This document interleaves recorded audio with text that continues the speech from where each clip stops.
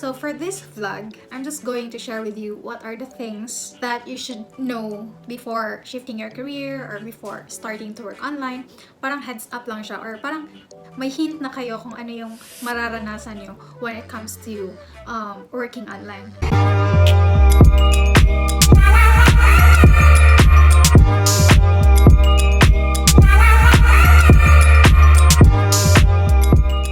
So the first thing that I'm going to share with you is the struggle of having a flexible time or a flexible schedule. A lot of us, when we say flexible time, feeling nila marami kang free time.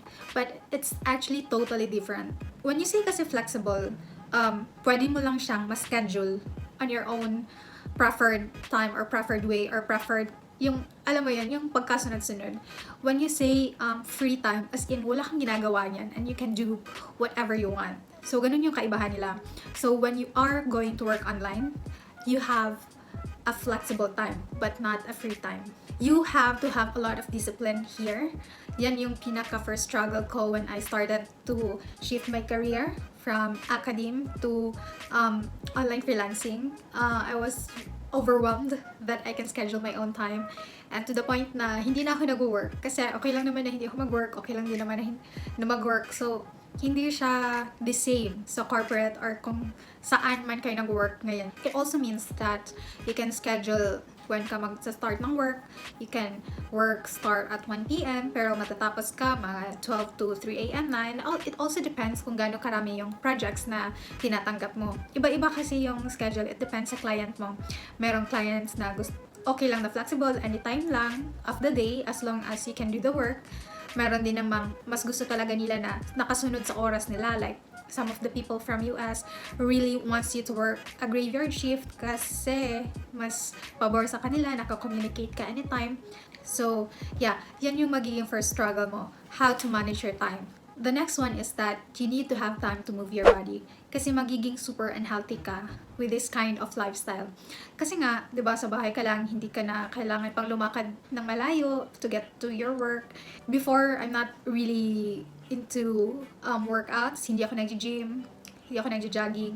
Pero nung nag-start na akong mag-work online and I can feel a lot of something wrong na in my body, that's the time I started na mag-workout talaga, and at least man lang namove mo yung body mo kasi madali kang tumataba and nakakabigay siya ng bad posture. So yeah, I would say we can counter that one, magja-jogging siguro at least.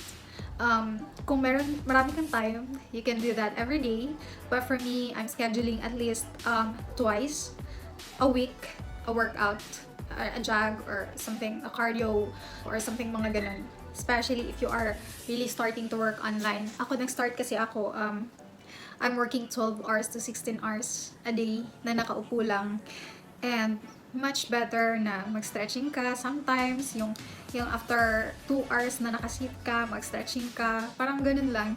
Kasi bad for health talaga yung always nakaupo. And the next one is that I think if you are really thinking to work from home, I think you have to have an emergency fund first na it will cover your expenses while you're still working or looking for an online job. You can also make this one a side hustle first before you are going to shift your career. Kasi meron akong ibang friends na they make this one as a part-time muna. If may nakuha na silang client and they think na ready na sila to go full-time, tsaka nila binibitawan yung corporate job nila. Kung gusto mo talagang bitawan na yung corporate job mo, I would suggest have an emergency fund at least for 3 months. What is an emergency fund? So, it is a fund for emergencies. If you have expenses, yung mga kailangan lang talaga, mga basic necessities lang nyo lang every month, or yung expenses nyo is 20k per month, you have to have at least 60k on your bank para pang buffer lang in case na wala ka pang makuha na client for that month or next month. At least for that 3 months, meron kang panggasto sa bahay. Pero kung meron naman kayong someone who can help you financially while you are still looking a work online, so it would be nice too. So if kaya pa namang i-hold yung corporate job nyo, just make this one part-time muna. Look for a part-time online job and if tingin nyo ready na kayo to really shift to a full-time one. So that is a very good starting point or stepping stone to working from home. For the next one, you have to pay na your own SSS, PhilHealth, Pag-ibig, HMO, yung mga life insurance, ano pa ba? Taxes. You have to pay na on your own. So, hindi na yung company yung magbabayad. So, you have to learn how to do that. It's just easy lang naman. I think for SSS, PhilHealth, yung mga ganun, you just have to go to their offices, and I think meron lang kayong fill upan na as self-employed na kayo, hindi na kayo working sa company na dati. And yeah, I think you can also choose kung ano na yung amount na babayaran nyo. Mas okay talaga na meron kang mga ganun kahit work from home ka na. Kasi in the future, it will really help you a lot when it comes to financial matters. The next one is that you have to be okay that clients to come and go. Before, isa din yan sa struggle ko kasi hindi ako nakahanda na ganun pala yung mag-work online. Na you are hired today and the next 3 months, tapos na yung project. And you have to be okay with it lang talaga. And I would suggest you have backup clients, at least 2 to 3 clients ka. At least siguro, kung may 1 full-time ka, at least may 2 kang part-time. Yung mga ganun. Kasi para kung may mawala man, at least may pang-buffer ka pa rin. Hindi ka 0 to 0 talaga. Since we can schedule naman our own time, we have a flexible time, why not get those time working with other clients? Or to learn new skills, yung mga ganun. And you will be more stable if marami kang projects at one time. But just make sure na nahihit mo pa rin yung deadline at may quality pa rin yung work mo. Kasi that's very important para sa client. You hit the deadline and also the quality of work is superb. The next one, you have to upgrade your skills or you have to keep learning. Kasi in this kind of work, kailangan mo talagang matuto always. You have to update yourself sa mga new things kasi yung mga algorithms, mga tech, softwares, nag-update yan sila and nag-upgrade sila from time to time. So, you have to keep up para hindi ka mapag-iiwanan. And kung hindi ka kasi nag-upgrade ng mga skills mo or mga equipments mo, hindi ka makakapag-rate ng mataas.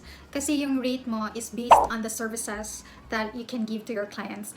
You can't bid $25 per hour just for a data entry job. So if you want that kind of rate, you really have to give more value to your clients and you really have to get the service, know their pain points and etc. Pero kung gusto niyo lang ng mga papetics lang, data entry is good, but I would say na mahirap na makakuha ng mga data entry jobs ngayon.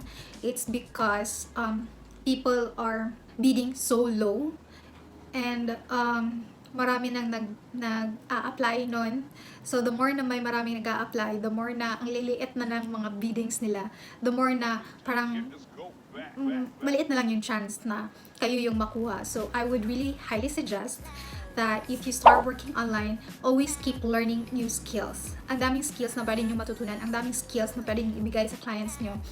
And that would really help you get the rate that you want. Some of my friends also are asking if they can work using their phone only and wala ng laptop or computer. Siguro may mga tasks sa cellphone na pwede gawin.